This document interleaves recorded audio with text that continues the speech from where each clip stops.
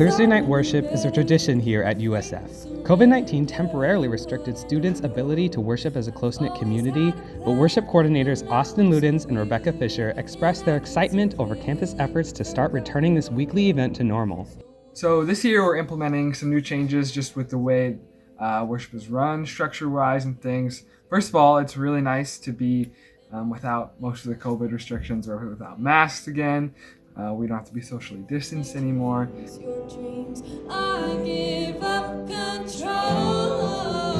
We're all closer together. We're in a space that's more comfortable for worship, and the worship team themselves don't have to wear masks anymore. So we're actually able to lead with our expressions as well as our voices. And we've also been able to incorporate times of group time, where if nobody has volunteered to give their testimony, we don't force a message. We give people a prompt, and then they're able to get into groups and talk about it and pray with each other. So that's been cool. Austin and Rebecca want to create a structured system so worship night can continue to run smoothly when they're gone. Something Becca and I are trying to do is add a little more structure to the way things are organized on the team. And we're trying to create a system that can go on even when we're gone. So that way when we eventually leave, we're able to leave something for the next people after us. Rebecca gives God credit for why worship night continues to thrive.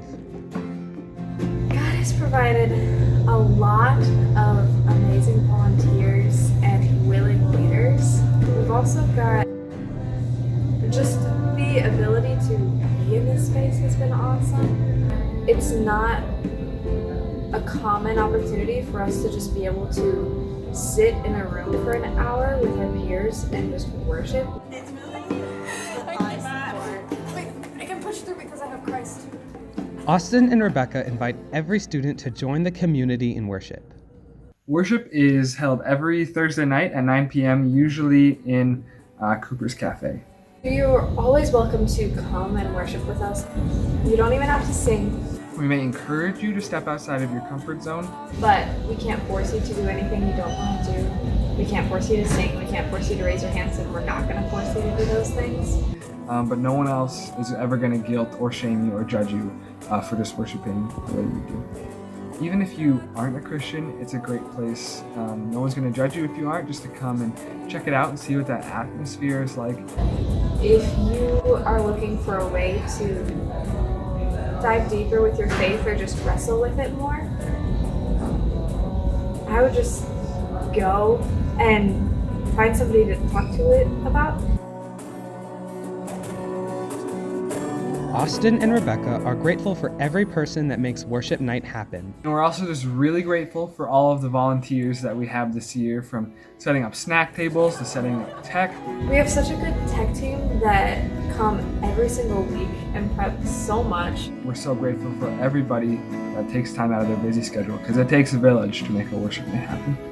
I'm grateful for just all of the leadership that we have in that area. It takes a village to put this thing together, and we've got a village that loves to put these things together, and just the people at this campus being willing to open up their hearts to worship the way that we do is really cool.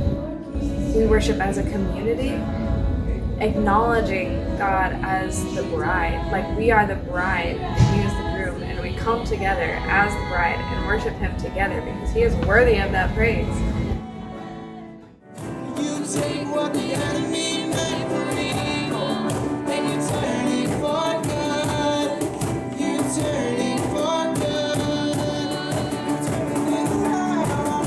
You take what the enemy meant for evil. You turn it for good. You turn it for good. For The Vessel Online, I'm Andrew Taylor. I'm gonna see